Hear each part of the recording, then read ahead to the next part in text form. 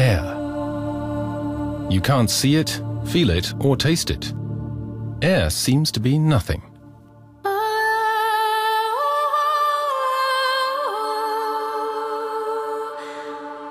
A medium-sized passenger jet, with full fuel tanks, laden with luggage and freight, with crew and all the seats occupied, this colossus can weigh up to 250 tons.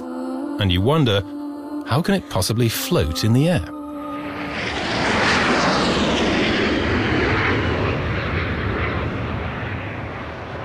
The answer, air is certainly not nothing.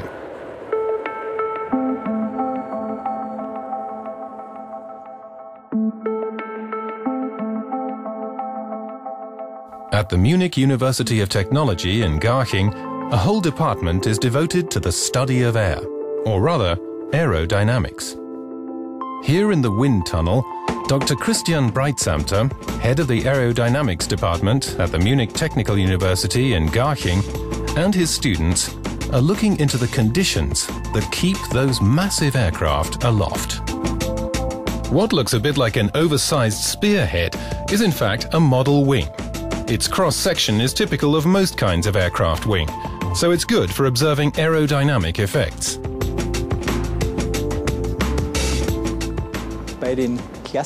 The classic wing section is shaped like a tear or droplet, with a sharp trailing edge. This sharp edge has an important effect on the lift generated at subsonic speeds.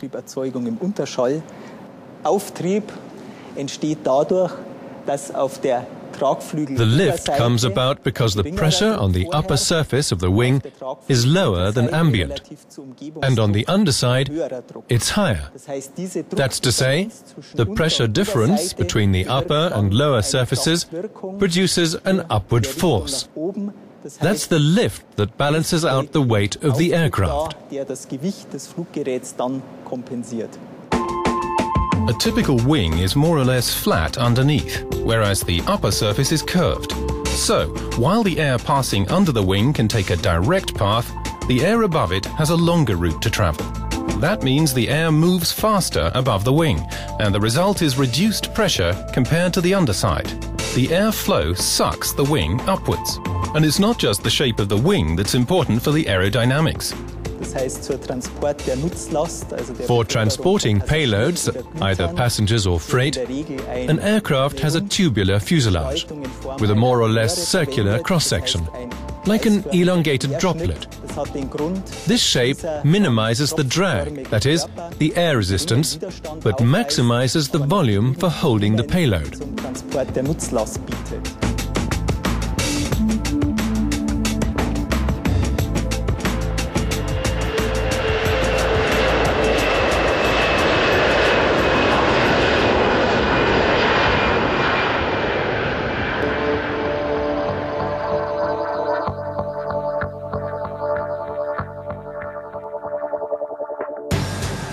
Cars are not expected to fly like aircraft. On the contrary, while the shape of an aircraft is designed for lift, with a car we want to reduce the lift as much as possible. Cars are not supposed to take off, but to stay firmly and safely on the road. The Audi wind tunnel at Ingolstadt is one of the most modern in the world. For years, the subject of aerodynamics has played an important role. The rotor has a diameter of 16 feet, and the motor consumes 2.6 megawatts. It can produce wind speeds of 185 miles per hour. The vanes make sure the corners create no turbulence. The wind tunnel provides almost unlimited options for reproducing realistic driving conditions.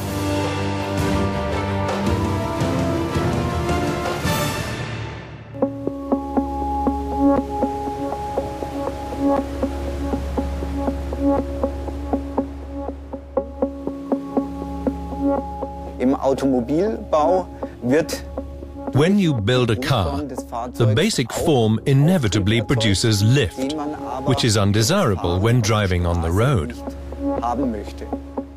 The lift, in a normal car, comes about because the air flowing over the top of the car has to cover a longer distance. And so there's an upward force working against gravity.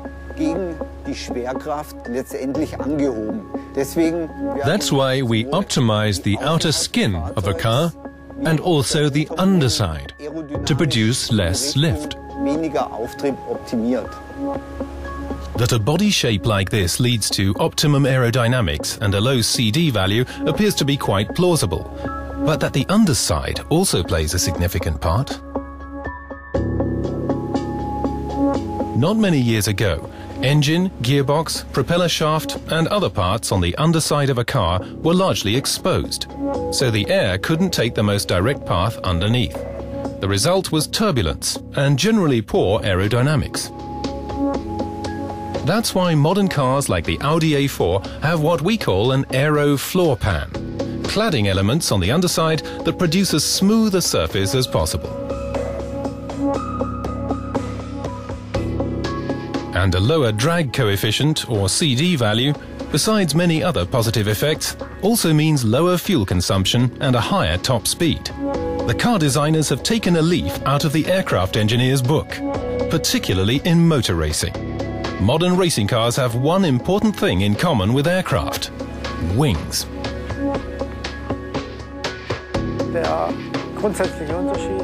The basic difference in the aerodynamics is that aircraft have to be efficient flyers. That's to say, when an aircraft takes off, the wings produce lift and get it airborne.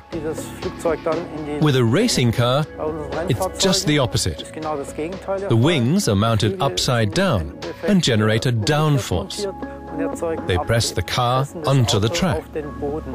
So we can corner at much higher speeds than with a normal car. It's a bit like an aircraft with the flaps extended during the takeoff and landing phases.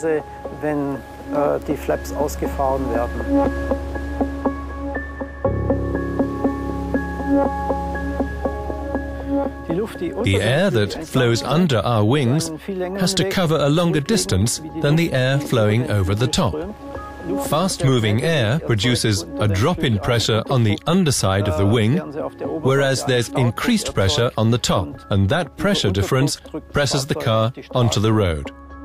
With the various elements that produce downforce, such as aerofoils, front diffusers and the floor pan, we generate so much force that above 135 miles per hour, you could drive on the ceiling.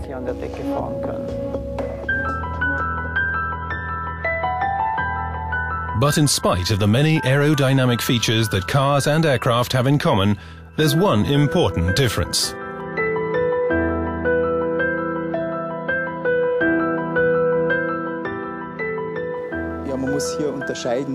You have to distinguish between visual design and aerodynamics as a condition for determining shape.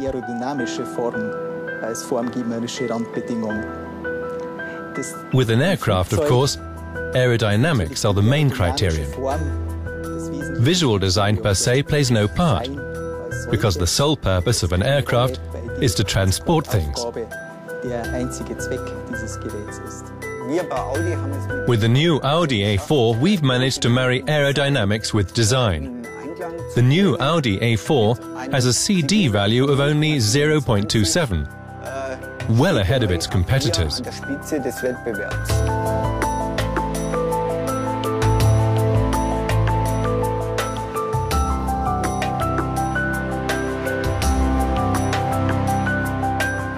Cars and aircraft. Two different worlds. Aerodynamics is where they intersect. After that, they go their own ways. Let's be thankful that they do.